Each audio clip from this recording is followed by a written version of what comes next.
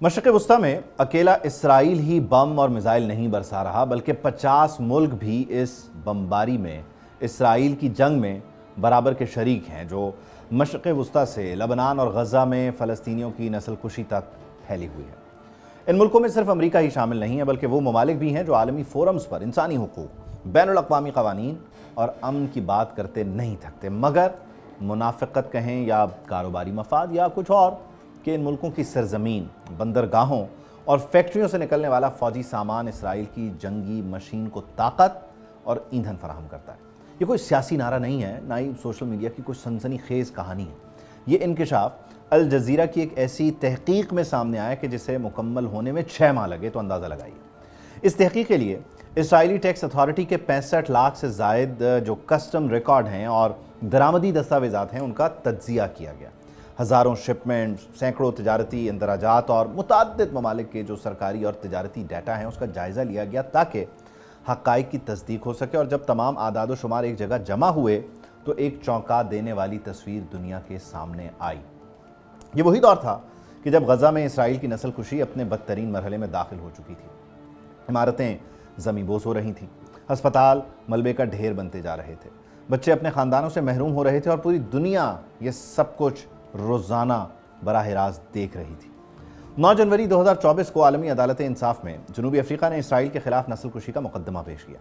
چند ہفتوں بعد 26 جنوری کو عدالت نے اپنے عبوری فیصلے میں کہا کہ غزہ میں نسل کشی کا واضح خطرہ موجود ہے اور اس خطرے کو روکنے کے لیے اقدامات ضروری قرار دے دیے گئے۔ یہ محض ایک قانونی کارروائی نہیں تھی بلکہ ایک ایسا انتباہ تھا کہ جسے پوری دنیا نے سنا، لیکن سوال یہ ہے کہ اس وارننگ کے بعد کیا ہوتا رہا۔ الجزیرہ کی رپورٹ کے مطابق اکتوبر 2023 سے اکتوبر 2025 تک اسرائیل کو تقریباً $885.6 ملین مالیت کا فوجی سامان فراہم کیا گیا۔ حیران کن بات یہ ہے کہ اس مالیت کا 91% حصہ عالمی عدالت انصاف کے فیصلے کے بعد اسرائیل تک پہنچا، یعنی جب دنیا نسل کشی کے خطرات پر بحث کر رہی تھی تب بھی یہ اسلحہ اسرائیل تک پہنچ رہا تھا۔ اعداد و شمار یہ بتاتے ہیں کہ امریکہ اس فہرست میں سب سے اوپر ہے۔ مجموعی فوجی سامان کا 42% امریکہ سے آیا۔ دوسرے نمبر پر بھارت تھا جس کا حصہ 26% ہے۔ رومانیہ 8% کے ساتھ تیسرے نمبر پر، تائیوان 4% کے ساتھ چوتھے اور چیک ریپبلک 3% کے ساتھ 5ویں نمبر پر ہے۔ بھارت کے حوالے سے سامنے آنے والی جو دستاویزات ہیں اس میں بموں کے پرزے ہیں، 155 ملی میٹر گولوں کے اجزاء ہیں اور دیگر کچھ فوجی ساز و سامان کا یہاں پر ذکر موجود ہے۔ رومانیہ نے جنگ کے دوران اپنی سپلائی میں اضافہ کیا جبکہ چیک ریپبلک نے رفح آپریشن کے دوران اپنی بڑی کھیپ اسرائیل بھیجی۔ لیکن اس پوری کہانی کا سب سے حیران کن پہلو صرف وہ ممالک نہیں جو کھل کر اسرائیل کے ساتھ کھڑے تھے، بلکہ وہ ممالک بھی ہیں جن کے بیانات کچھ اور، ریکارڈ کچھ اور کہانی سناتے ہیں۔ ترکی کے صدر رجب طیب اردوان بارہا غزہ میں اسرائیلی کارروائیوں پر تنقید کرتے رہے، فلسطینیوں کے حق میں جذباتی بیانات دیتے رہے، اسرائیل کے خلاف سخت موقف اختیار کیا اور برآمدات روکنے کے اعلانات تک کیے گئے۔ دنیا بھر میں ان بیانات کی سرخیاں لگیں، ہیڈ لائنز تھیں، لیکن الجزیرہ کی تحقیق کے مطابق اسرائیلی ریکارڈز میں ترکی سے ہی تقریباً $7.5 ملین یعنی $21 لاکھ مالیت کا فوجی سامان درآمد ہوا ہے، جس کا 79% عالمی عدالت انصاف کے فیصلے کے بعد اسرائیل پہنچا۔ اسی طرح آذربائیجان بھی ان ممالک میں شامل تھا کہ جن کے اسرائیل کے ساتھ تجارتی اور دفاعی روابط موجود تھے، برقرار بھی رہے۔ اس دوران ایک طرف مسلم دنیا میں غزہ کے حق میں بیانات سنائی دے رہے تھے تو دوسری طرف تجارت اور سپلائی چینز اپنی رفتار سے چل رہی تھیں۔ چین نے عالمی عدالت انصاف کے احکامات پر عمل درآمد کی حمایت کی، مگر تحقیق کے مطابق چین سے بھی تقریباً $19.6 ملین مالیت کا فوجی سامان اسرائیل پہنچا، جس کا 83% عالمی عدالتی انصاف کے فیصلے کے بعد درآمد کیا گیا۔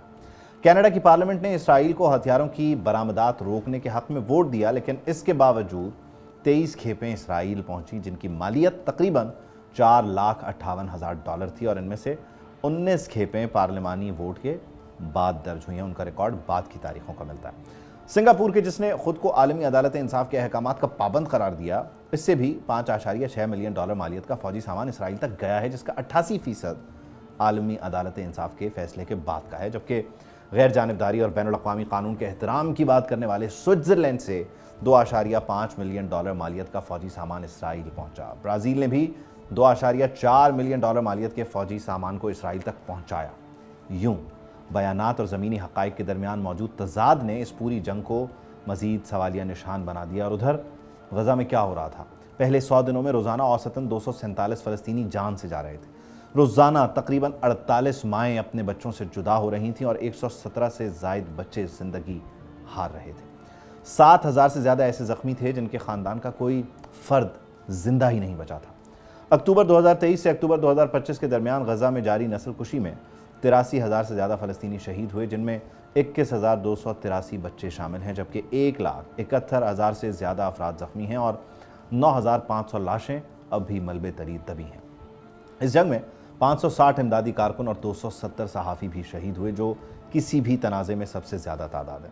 85% سے زیادہ آبادی بے گھر ہوئی اور 91% سے زیادہ رہائشی مکانات تباہ یا پھر رہنے کے قابل نہیں رہے۔ ان میں 2,308 سکول ہیں، یونیورسٹیاں ہیں، 50% سے زیادہ ہسپتال اور تقریباً تمام ہی مساجد شہید ہو گئیں، جبکہ مالی نقصان کا تخمینہ $58 بلین سے زیادہ کا لگایا گیا ہے۔ اعداد و شمار یہ بتاتے ہیں کہ 2 لاکھ ٹن سے زائد دھماکہ خیز مواد غزہ پر گرایا گیا۔ صرف دھماکہ خیز ہتھیاروں کی درآمدات 2 ارب شکل سے زیادہ مالیت کی تھیں، جو کل فوجی درآمدات کا 62% بنتی ہیں۔ یہ ترکی کا ریکارڈ ہے۔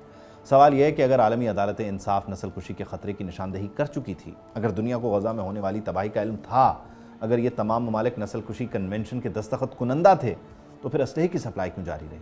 کیا صرف جو تجارت ہے وہی ان کی ذمہ داری تھی، یا پھر ٹریگر دبانے والا جو ہے وہ ذمہ دار تھا، یا پھر اس کی سہولت کاری کرنے والا بھی یہاں پر ذمہ دار تھا؟ وہ ہاتھ بھی جواب دہ ہوتے ہیں جو گولیاں، بم، میزائل فراہم کرتے ہیں، صرف اور صرف ان کو چلانے والا نہیں۔ کیا تاریخ صرف اسرائیل کا احتساب کرے گی، یا ان 51 ممالک سے بھی سوال پوچھا جائے گا؟ کیا یہ ممالک محض تماشائی تھے یا جنگی جرم کے ممکنہ شریک کردار بھی؟ یہ بھی بہت بڑا سوال ہے۔ سبسکرائب کریں اور بیل دبائیں تاکہ کوئی خبر رہ نہ جائے۔